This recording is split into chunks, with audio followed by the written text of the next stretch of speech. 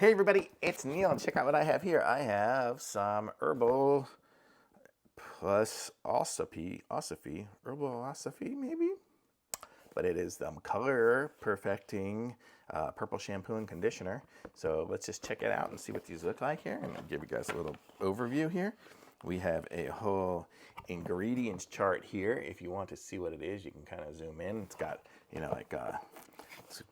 it's good for moisturizing and brassiness and yellow tone, curls, wavy, straight hair. It's good for all these different ones here.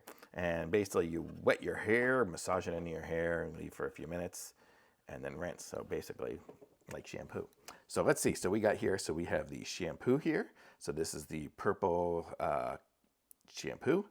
And then here is the conditioner, and these are free of sulfates. So that is, I know, one of those big things. So it might not foam up as much as some of the other stuff, but it won't hurt you and be so bad for you like some sulfates are. So these are really nice, and so it's a nice little bottle. It actually looks really good.